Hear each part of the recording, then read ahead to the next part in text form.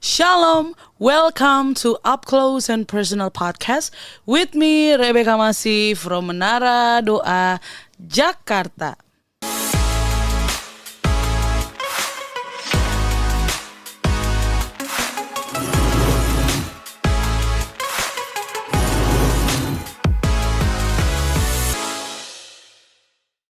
Pada episode kali ini kita spesial banget ya, Up Close and Personal Podcast memasuki episode yang ke-60. Haleluya. Bisa sampai ke episode 60. Amen. Ya. Puji Tuhan. Nah, di episode spesial ini ya, bertepatan dengan episode spesial ini juga kita ada tayang di hari Sabtu di tengah-tengah antara Jumat Agung dengan Hari Paskah ya Bu ya. Nah, karena itu kita akan membahas nih ya tentang hal-hal yang dasar atau fundamental dalam kekristenan atau pengenalan kita akan Yesus Kristus. Masih dengan Ibu Elke Wijanarko. Shalom Ibu. Shalom Beka, shalom semuanya. Nah, pada episode spesial kali ini Bu, nah kita akan membahas tentang hal mendasar dari iman kekristenan gitu ya. Karena hari-hari ini gitu ya banyak masuk pengajaran-pengajaran baru yang mengajarkan kalau hal tersebut, pengorbanan Kristus di kayu salib bukanlah suatu hal yang penting. Mengenai keselamatan itu tidak terlalu penting lagi gitu ya. Padahal dalam Yohanes 14 ayat 6 dikatakan, kata Yesus kepadanya, akulah jalan dan kebenaran dan hidup, tidak ada seorang pun yang datang kepada Bapa kalau tidak melalui aku. Tetapi hari-hari ini banyak ada yang bilang kalau jalan menuju keselamatan itu ada banyak, seperti jalan menuju Roma gitu ya, ada banyak. Nah, bagaimana tanggapan Ibu mengenai hal tersebut? Ya, sejujurnya sangat menyedihkan ya. Hati saya hancur kalau mendengar perkataan seperti itu. Saya baru mendengar kalau ada orang yang berkata, wah, keselamatan enggak hanya dari Tuhan Yesus. Sedih sekali. Ya, karena hal demikian itu kalau memang keluar dari seseorang atau orang-orang yang tidak mengenal Tuhan Yesus, mungkin masih oke ya bagi saya ya. Masih bisa menerima ya karena mereka tidak mengenal Tuhan Yesus, tidak mengerti. Namun bila hal tersebut keluar dari orang atau kelompok orang yang sudah menerima Tuhan Yesus, ya itu sedih banget ya. Dan Alkitab ini tidak pernah berbohong saudara. Kalau Tuhan mencatat Alkitab tadi yang dibaca oleh BK di dalam Yohanes 14, ya, bahwa tidak ada seorang pun yang bisa datang kepada Bapa selain melalui Tuhan Yesus. Karena itu dia adalah jalan, kebenaran, dan hidup. Nah, itu harus digarisbawahi di situ. Jalan, kebenaran, dan hidup. Tadi BK sempat katakan seperti banyak jalan ya menuju gitu. Memang banyak jalan BK, tetapi hanya satu jalan yang menuju ke kebenaran dan hidup. Ya kan? Orang bisa saja BK mengambil jalan-jalan pintas, jalan shortcut atau jalan istilahnya sekarang jalan tikus atau jalan apa, bisa aja dan banyak itu. Tapi saya perlu katakan berdasarkan dari Alkitab yang selama ini saya pegang dan saya hidupi, hanya ada satu jalan. Dan jalannya adalah melalui Tuhan Yesus. The only way, there's no other's way. Tidak ada jalan lain yang menuju kepada kehidupan. Jalan, kebenaran, dan kehidupan. Mungkin banyak jalan-jalan yang lain, tetapi tidak di dalam kebenaran dan ujungnya tidak kepada kehidupan. Mungkin dari pertama kelihatannya benar. Dari pertama kelihatannya, oh enak ini di sini, enak ini karena kita nggak perlu melepaskan hal apapun juga. Kita enak ini benar nih kalau kita selamat di sini saja. Ya, kalau hanya selamat sampai di bumi ini saja, apa gunanya? Ya kan? Mereka mungkin menemukan jalan, ya, yang hanya untuk selamatnya di bumi ini aja, di dunia ini aja. Sedangkan mereka nggak tahu bahwa kehidupan mereka tidak hanya di bumi ini aja. Kehidupan kita semua, saya katakan semua, baik kamu percaya Tuhan Yesus atau tidak percaya Tuhan Yesus, mau agama apa saja, Kamu nggak berakhir di dunia ini. Ada penghakiman yang akan berakhir di situ, yaitu penghakiman daripada tahta putih besar, yaitu dari Tuhan Allah Bapa. Dan itu yang menentukan. Hanya ada dua tempat, surga atau neraka. Ya. Kalau setiap orang berlomba-lomba mencari jalan yang hanya untuk keselamatan di dunia ini saja, ya sungguh sangat menyedihkan. Sangat menyedihkan. Dan bahkan kalau orang tersebut memberikan suatu dorongan kepada orang lain untuk mengikuti jalan tersebut, itu berarti dia ujungnya sudah pasti jurang, dia ngajak orang lain untuk terjun dalam jurang tersebut. Nah, itu mencelakakan orang dan itu sangat berbahaya. Tentunya Tuhan tidak berkenan demikian. Ya. Lalu hari-hari ini juga ada berkembang pula gitu ya Bu, satu aliran kekristenan yang baru gitu ya, yaitu namanya, aku juga baru tahu gitu, baru searching gitu ya, Kristen progresif. Kalau dalam arti kata progresif sendiri dalam KBBI adalah ke arah kemajuan gitu ya. Kristen yang liberal, yang bebas gitu ya, of course. Terus teologi postmodern yang berasaskan kepada keadilan, belas kasihan, toleransi, HAM, dan menganggap Tuhan itu penuh dengan kasih. God is love, panjang sabar, penyayang, dan tidak ada kegelapan atau kemarahan di dalam Tuhan. That's why Kristen progresif menganggap semua orang bisa masuk surga tanpa dia harus percaya kepada Tuhan Yesus yang adalah Tuhan dan Juru Selamat. Asalkan dia jadi orang baik, penuh kasih, dan lain sebagainya yang baik-baik gitu ya dalam hidupnya. Nah itu gimana tuh Bu? Sementara ya seperti mengecilkan pengorbanan Tuhan Yesus gitu di kayu salib yang sudah kita peringati kemarin waktu Jumat Agung. Ya. Itu bagaimana tuh Bu? Ya tentunya saya percaya ini adalah ajaran bukan daripada Tuhan. Ya. Ajaran bukan daripada Allah Bapa, bukan daripada Roh Kudus, bukan daripada Tuhan Yesus. Dan ini adalah ajaran setan, ajaran daripada antikris. Yang memutarbalikkan sehingga anak-anak Tuhan yang sudah diselamatkan itu menjadi ragu lagi dan kemudian mengikuti jalan tersebut dan menjadi followernya iblis. Ya, tentunya ini adalah usaha iblis untuk supaya memenuhi neraka bersama dengan anak-anak Tuhan yang sudah terima Tuhan Yesus. Ya kembali kepada saudara semua, ya. Dan saya percaya firman Tuhan ini, kalau dikatakan tadi gereja progresif, apa itu maksudnya? Kristen progresif, ya. Saya baru dengar istilah ini dan saya agak bingung gitu loh ya. Karena selama saya baca ini nggak ada yang namanya anak Tuhan ya anak Tuhan. Kalau yang setahu saya progresif kayak kacamata saya progresif. Kacamata saya bisa progresif. Artinya progresif itu antara jauh dan dekat itu tidak nampak. Disamarkan, dikaburkan. Sehingga kita bisa lihat dengan ininya.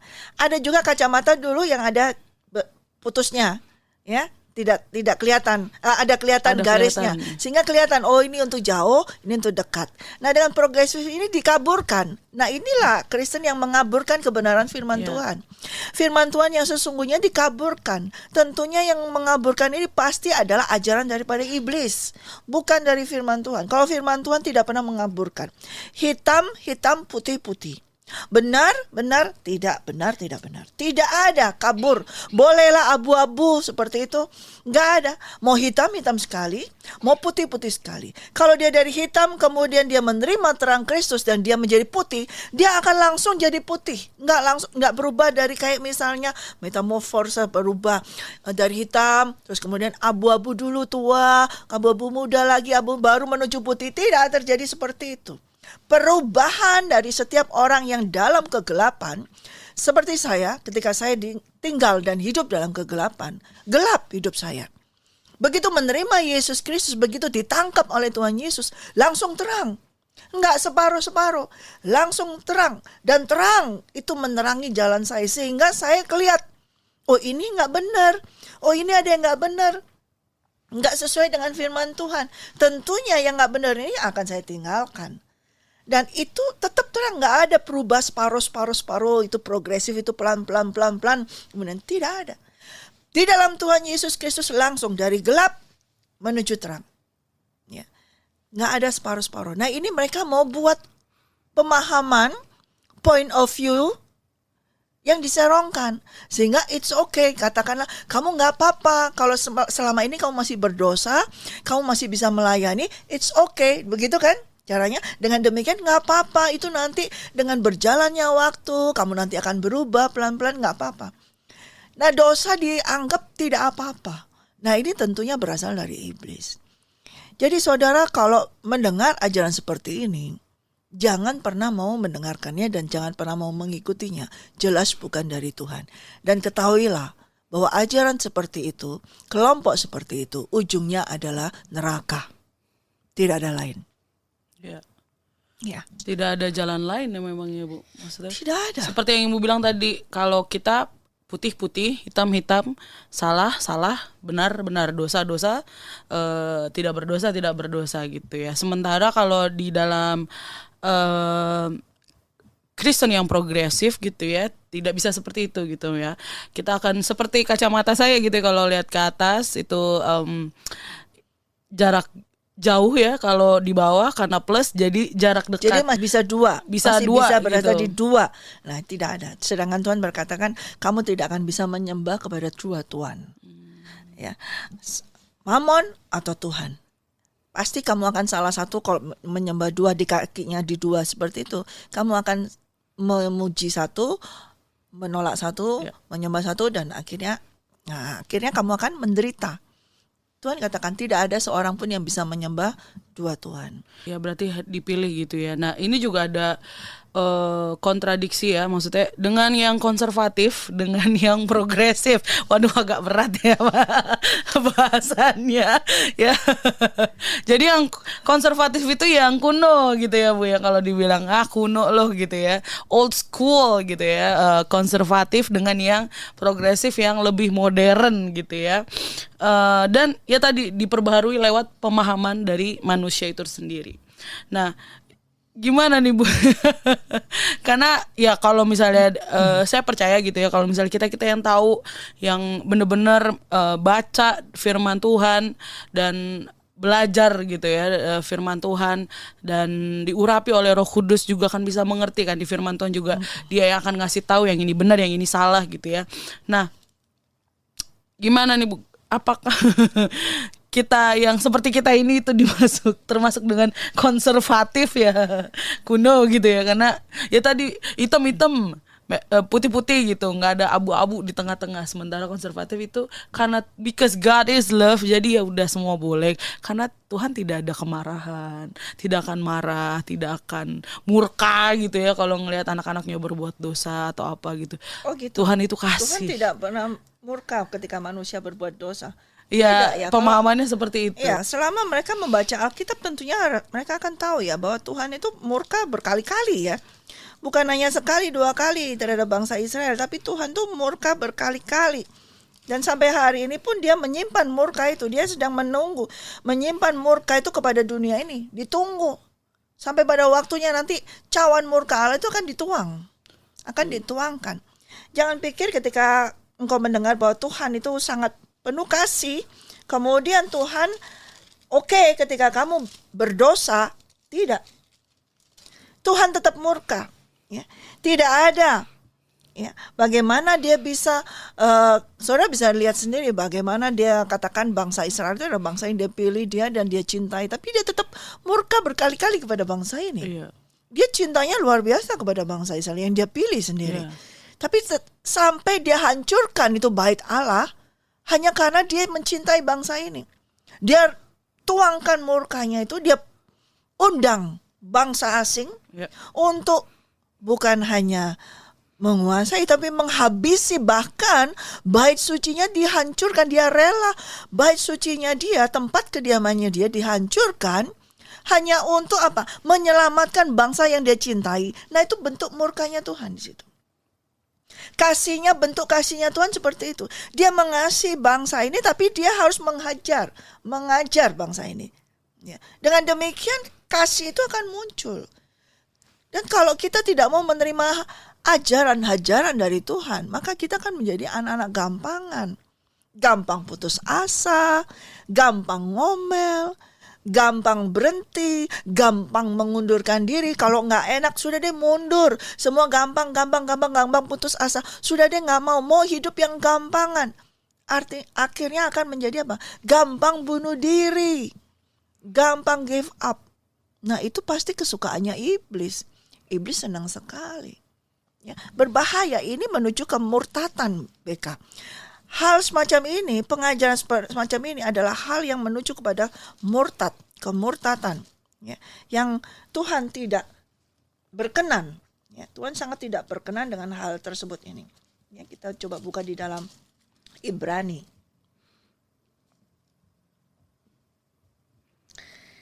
Ya, Ibrani dari pasal 5 terlebih dahulu.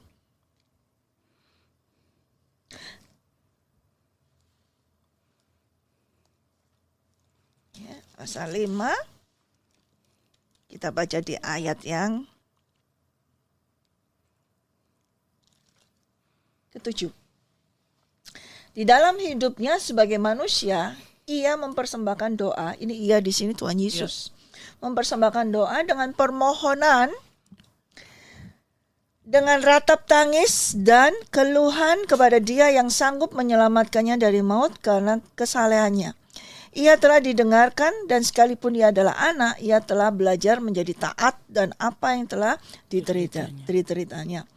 Dan sesudah ia mencapai kesempurnaannya, ia menjadi pokok keselamatan yang abadi bagi semua orang yang taat kepadanya.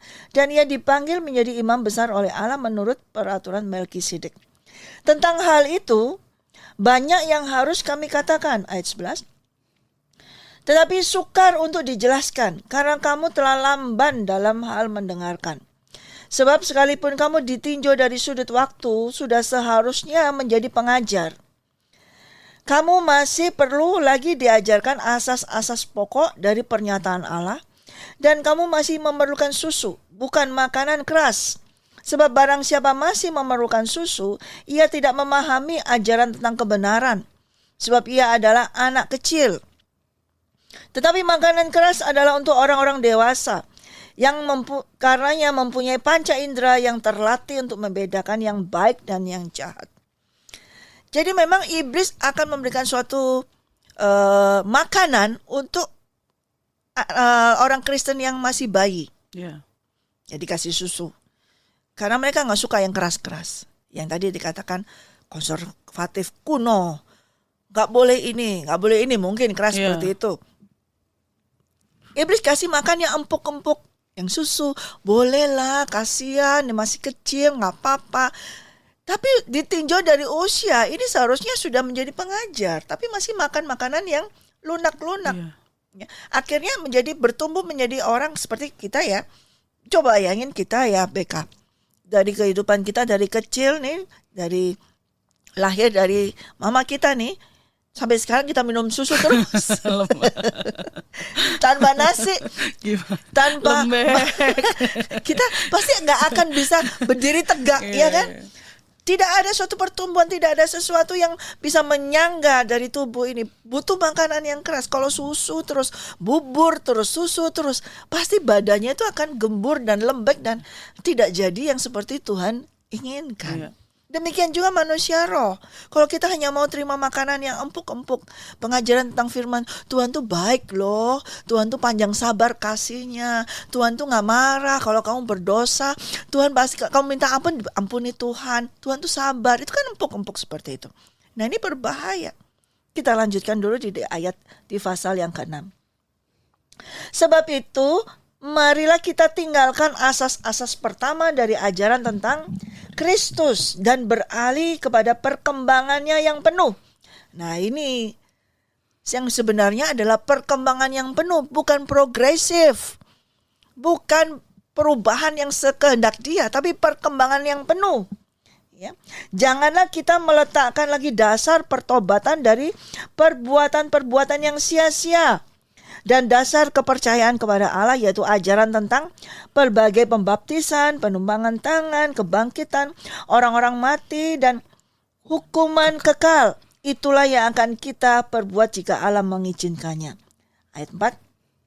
Sebab mereka yang pernah diterangi hatinya yang pernah mengecap karunia surgawi, dan yang pernah mendapat bagian dalam Roh Kudus, dan yang mengecap firman yang baik dari Allah, dan karunia-karunia dunia yang akan datang, namun murtad lagi, tidak mungkin dibaharui sekali lagi sedemikian, hingga mereka bertobat, sebab mereka menyalibkan lagi anak Allah bagi diri mereka dan menghinanya di muka umum. Ya. Jadi tidak ada kesempatan untuk bertobat bagi orang yang murtad, yang tadinya sudah menerima kasih karunia Tuhan. Kemudian mereka berkata, nggak apa-apa, aku sudah terima kasih karunia Tuhan. Kemudian aku nggak apa-apa berdosa lagi. Aku minta ampun, diampuni. Oh, karena Tuhan begitu baik, dia mau menderita, dia mau mati di kayu salib. Berarti dia menyalibkan Tuhan berulang-ulang kali. Dan itu bukan menyenangkan Tuhan, tapi menghina Tuhan. Ya, yang barusan kita peringati tentang kematian Tuhan, itu menjadi sesuatu yang nggak ada artinya, menghina. Karena mereka menganggap enteng. Ya. Padahal ketika Yesus melakukan itu, bukan sesuatu yang enteng sekalipun dia adalah anak Allah. Itu berat sekali bagi dia untuk melakukannya. Ya. Di sini kita menghina Tuhan. Murtad itu berarti. Karena hanya mau, yaitu kita melihat dari sisi, oh Tuhan tuh baik. Tuhan tuh baik. Kalau kita berdosa, kita minta ampun, diampuni. Kita minta ampun, diampuni. Betul. Kalau kita minta ampun, kita diampuni. Tetapi kalau terus-menerus kita jatuh lagi dalam dosa, minta ampun jatuh lagi dalam dosa, itu sama dengan menghina karya Tuhan di kayu salib. Kita meringankan atau mengentengkan. Sedangkan Tuhan di kayu salib betul-betul menebus dosa kita. Jadi kayak dibuat murahan banget gitu. Iya, karena intinya dari ajaran mereka seperti itu ya Bu ya. Maksudnya God is love, there is no wrath, nggak ada kalau bilang there is no dark side in God gitu. Maksudnya bukan dark side ya, ini maksudnya tidak ada kemarahan dalam Tuhan gitu ya.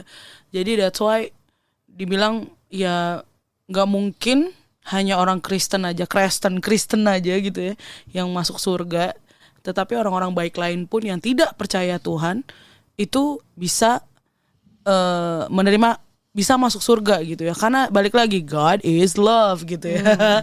Jadi seperti itu Bu, asalkan dia baik. Nggak mungkin loh orang baik sebaik Eras gitu ya, yang taat beribadah, taat memberikan sumbangan gitu atau apa gitu ya, terus matinya karena dia tidak mengenal Tuhan.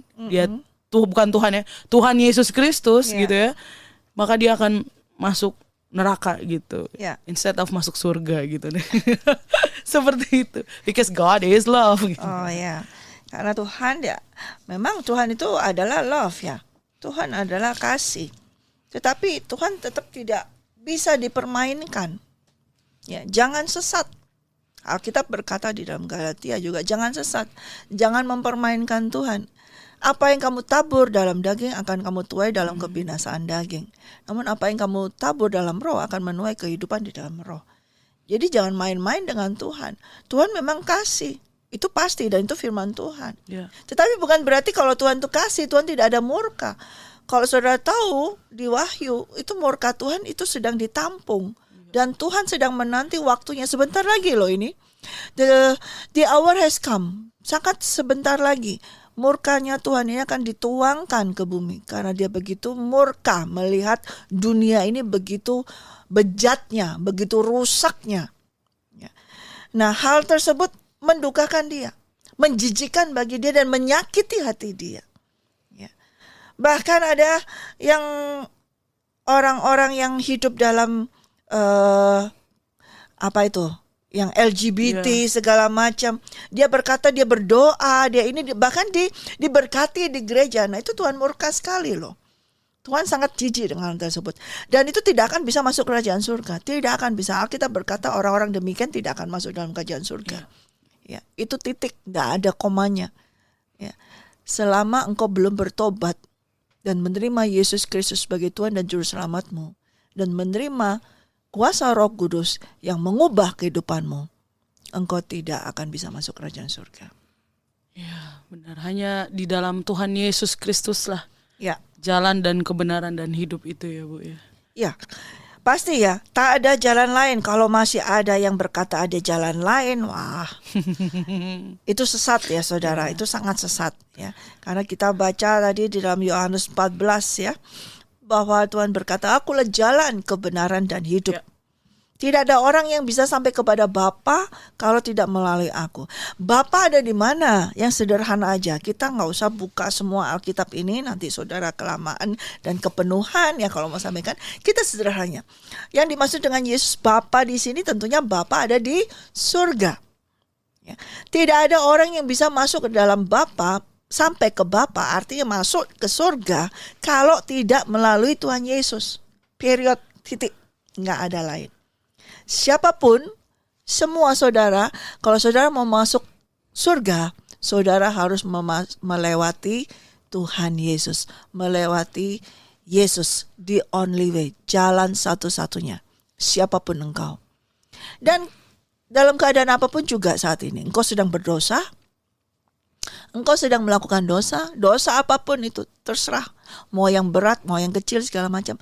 Pada hari ini engkau bertobat, sungguh-sungguh bertobat, engkau menerima Yesus Kristus sebagai Tuhan dan Juru Selamatmu, maka kebenarannya itu akan menerangimu, mengubahkan pola pikirmu yang tidak benar, mengubahkan segala kehidupanmu yang tidak benar, dan engkau akan berjalan menuju kepada kehidupan. Itulah kasih, itulah yang sesungguhnya. God is love, itulah di situ. Ketika kamu bertobat. Nah, pertobatan ini harus berarti berbalik 180 derajat. Tidak bisa cuma 90 derajat. Tidak bisa cuma 40 derajat, 45 derajat. Atau kembali lagi 360 derajat. Itu bukan pertobatan. Tapi harus 180 derajat. Kembali berbalik kepada Tuhan. Dan menerima Dia saja satu-satunya. Maka kasih yang dari Tuhan itu, Allah yang kasih itu, yang luar biasa itu, menerima keberadaanmu. Sekalipun engkau sudah hancur, rusak, itulah kasih, itulah Bapa yang sesungguhnya yang kasih, menerimamu. Tetapi ketika engkau kembali lagi dalam dosa, kasihnya tetap kekal, kasihnya Dia. Namun, tidak selama-lama Dia membiarkan engkau dalam dosa. Kalau engkau tidak sadar kembali dan engkau berbalik, hanya asal balik aja, hanya asal, oh gak apa-apa dosa. Dan engkau tetap tinggal dalam dosa, yang ada bukan kasih, tapi murka. Yeah. God is indeed love ya God. Yes, ya. of course. Karena Tuhan berkata Allah itu kasih. Dia gak akan bisa. Kita ada hari ini karena kasihnya Dia yang luar biasa. Itu tidak bisa dipungkiri dan tidak bisa Tapi jangan lupa, di dalam kasihnya itu ada pengajaran. Ada pendidikan. Supaya apa? Pendidikan yang keras, ada murkanya juga. Supaya kita tidak masuk menjadi pengikutnya iblis. Supaya kita diselamatkan. Justru murkanya Tuhan itu supaya kita diselamatkan. Bukan untuk murka itu untuk menghakimi kita, menghukum kita. Ya, itu murka itu untuk orang yang tidak percaya Tuhan Yesus, tidak percaya Tuhan. Itu akan menghukum mereka. Tapi bagi yang sudah percaya kepadanya, justru itu menyelamatkan. Iya, dan yang seperti Ibu bilang ya, the hour has come. Hari-hari ini sudah semakin dekat, sudah banyak antikris bermunculan. Semakin banyak ya semakin banyak seperti itu, pengajaran-pengajaran yang kelihatannya baik gitu ya, tetapi bukan kebenaran gitu ya, bukan kebenaran sekali, oleh firman Tuhan. Balik lagi kita kepada Bible gitu ya Bu. Sebab kekristenan itu tidak abu-abu ya Bu ya. Kalau mereka yang progresif tuh, kalau aku baca mereka percaya dengan not creation gitu ya, but apa ya, yang evolve gitu loh Bu. Dulu aku lupa namanya, perubahan dari ikan terus jadi evolusi ya, itu lupa namanya ya. Jadi percaya dengan evolusi, bukan dengan creation dari Tuhan gitu ya. Yang aku baca gitu waktu aku research tentang hal ini gitu ya. Dan ya balik lagi ya, kalau kita mau dibilang konservatif gimana tuh Bu? Kristen kuno gitu ya, yang benar-benar hitam-hitam, putih-putih, kagak ada abu-abu gitu ya. Baik-baik, salah-salah, kamu berdosa gitu ya, apa gitu. bagaimana ya? Gimana Iya. tuh? Wow. Iya, sejujurnya kalau saya it's okay, doesn't matter. Karena Alkitab ini memang sudah ribuan tahun ya, Ya. tapi ini selalu up to date loh. Iya. Di dalam kalau kita baca ini selalu up to date. Tidak ada hal apapun di dunia ini kalau tidak tertulis di sini. Semuanya sudah tertulis. Tadi yang BK katakan pengajaran-pengajaran mulai sesat itu sudah ada. Ya. Tuhan sudah memberikan suatu warning kepada kita, hati-hati terhadap pengajaran sesat yang waktu kapan kita udah pernah bahas Ya. ya. Itu sudah ada. Berarti zaman waktu dulu itu sudah ada dan Iya, memang udah ada. ya sejak manusia jatuh dalam dosa, sejak saat itulah pengajaran sesat itu muncul terus. Ya. Dan Alkitab ini bukan kuno, tidak kuno karena Tuhan Allah Bapa itu tidak ada waktunya. Dia adalah eternity, kekal. Jadi kalau kekal itu nggak ada zaman, nggak mempengaruhi zaman, tidak terpengaruhi oleh zaman. Dia adalah Alpha and Omega. Dan dia tidak bisa itu zaman dulu, itu zaman perjanjian lama, ini zaman perjanjian baru, ini kita yang sekarang di zaman akhir. Tidak, dia adalah Alfa dan Omega. Alkitab ini dari Kejadian sampai Wahyu, tidak ada kata kuno di sini. Ya. Selalu up to date dan dibaca hari ini pun tetap bisa terjadi saat ini juga. Dan date-nya tidak ada, tidak ada tertulis. Ya. Kalau saudara mendengarkan berita, masih ada berita berarti itu berita lama, gitu kan, seperti itu. Terlihat tertanggalnya kapan. Tapi Alkitab ini berita dari surga, tidak ada tanggalnya. Berarti ini berlaku dari zaman Adam dan Hawa sampai sekarang dan bahkan sampai masa depan, berlaku terus. Tidak ada expirednya. Ya. Jadi kalau kita dikatakan kuno, itu salah. Saudara yang kuno. Karena saudara diam di dalam pikiran seperti itu dan progresif, saudara di situ aja. Sedangkan kita ini more than itu, lebih daripada progresif. Jadi saya baca di Ibrani, perkembangan yang seutuhnya, yang sebenarnya. Bukan hanya progresif, kalau progresif kacamata kita cuma sampai di sini aja kan BK? Iya. Tapi yang seutuhnya itu semuanya, manusia roh, jiwa dan tubuh, dari ujung rambut sampai ujung kaki, dan seluruhnya manusia roh itu bertumbuh, berkembang. Kalau ini cuma sampai hanya tertentu saja yang bisa mereka progresif. Tapi mereka hanya sampai di jiwa, tubuh mungkin sampai di sini. Saudara, kalau saudara mengikuti ajaran ini BK, sayang sekali ya BK kalau ada ajaran seperti itu. Ini hanya sampai di sini aja. Sedangkan tubuh ini nggak bisa masuk dalam kerajaan surga. Ya, tidak akan bisa masuk dalam kerajaan surga. Demikian juga tubuh ini harus masuk mati ke dalam maut. Semua harus maut, lewati maut. Karena itu kita kemarin peringati kematian Tuhan Yesus. Tuhan Yesus sudah melewati maut. Dan dia mengalahkan, bukan melewati maut kemudian tinggal di dalam maut terus mati selamanya.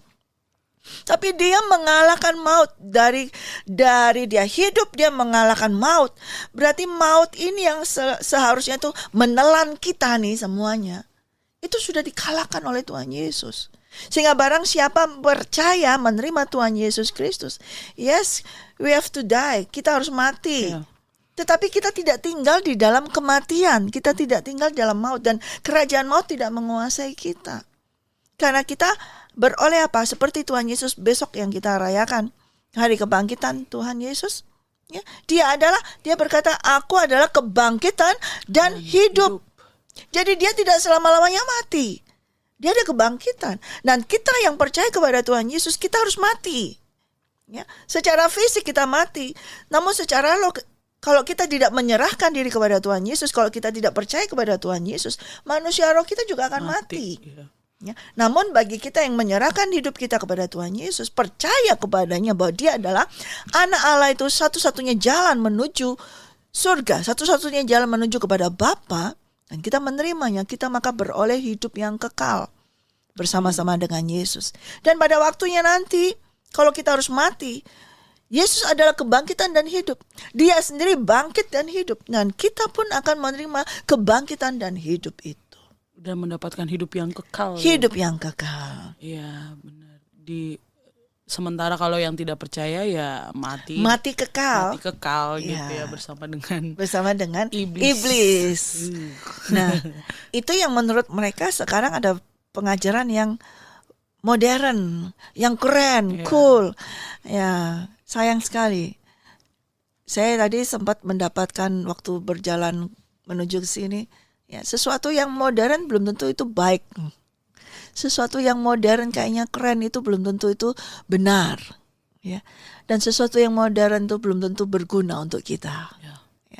Kadang-kadang saudara begitu ditipu oleh zaman, ditipu oleh iblis, ditipu oleh ilah zaman ini. Kamu harus modern, gereja harus modern, gitu kan? Sekarang harus modern, pekerjaan Tuhan, pelayanan Tuhan harus modern, cara menyembah Tuhan harus dengan gaya yang modern dengan ini. Bisa mungkin saudara seperti itu, tapi itu tidak benar dan itu tidak berguna bagi engkau dan itu tidak menyenangkan hati Tuhan, itu yang terlebih. Ya. Karena fokusnya ke Tuhan ya, bukan entertaining people. Iya. Tapi kalau mereka modern ini kan fokusnya kepada manusia, supaya banyak yang ikutan ya. Kalau mungkin yang kuno pada nggak datang semua seperti itu. Ngantuk tidur.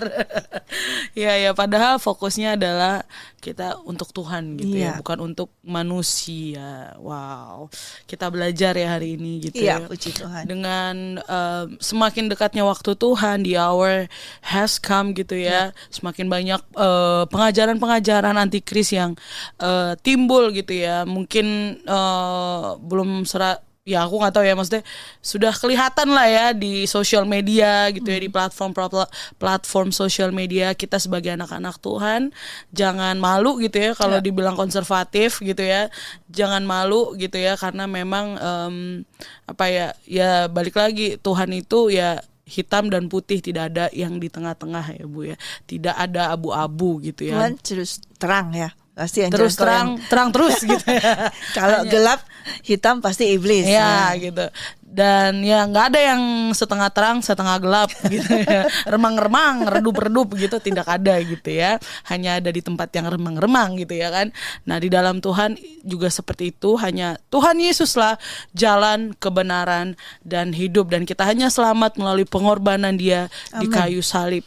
Dan jangan menganggap enteng pengorbanan Tuhan Yesus ya, betul. Di kayu salib, karena Dia udah memberikan segala-galanya, even badannya gitu ya, semuanya untuk menebus dosa setiap umat manusia. Ya, itu hal, boleh saya tambah sedikit tentang pengorbanan. Tidak ada loh satu orang yang mau mati di kayu salib, termasuk pemimpin agama manapun, tokoh agama manapun. Tidak ada yang mau mati dicambuk, dipaku di kayu salib untuk menebus dosa umat manusia. Ini katakan Tuhan menebus dosa umat manusia semuanya yang mau percaya kepada Dia. Hanya satu manusia, hanya satu Tuhan, yaitu Tuhan Yesus Kristus. Dia mau rela, Dia turun dari keilahiannya, Dia turun, Dia harus menempati posisi manusia yang harusnya mati di kayu salib. Dia ambil posisi itu untuk menebus dosa setiap manusia. Ya, amin. Ya. Jadi please, kalau boleh saya sampaikan kepada saudara semua, ya, janganlah menolak dan janganlah menghujat dan janganlah sampai engkau menghina darah Yesus Kristus. Darahnya itu mahal sekali. Sekaya apapun saudara, sehebat apapun saudara punya uang berapapun, hartamu tidak ada artinya dibandingkan dengan darah Yesus Kristus. Itu sangat mahal sekali. Amin. Ya. Jadi terimalah Tuhan Yesus sebagai Tuhan dan Juru Selamatmu. Ada waktu, mumpung waktunya masih ada. Mungkin sedikit, tapi masih ada. Bertobatlah. Kerajaan Allah sudah dekat. Amin. Amin. Terima kasih Ibu. Terima kasih Beka. Kita belajar hari ini tentang keselamatan yang daripada Tuhan Yesus Kristus. Sampai di sini dulu podcast kita pada hari ini. Terima kasih untuk support Bapak, Ibu, Saudara, Saudari sekalian. Jangan lupa di like, subscribe, dan nyalakan lonceng serta share podcast Up Close and Personal. Be ready for He is coming. God bless you. Saudara semua, kita bersama di sini bersama dengan kru dari Up Close and Personal Podcast. Episode ke-60. Tetap terus melihat tayangan-tayangan dari Up Close and Personal Podcast. Kami akan kembali lagi di edisi selanjutnya. God bless you. God bless you.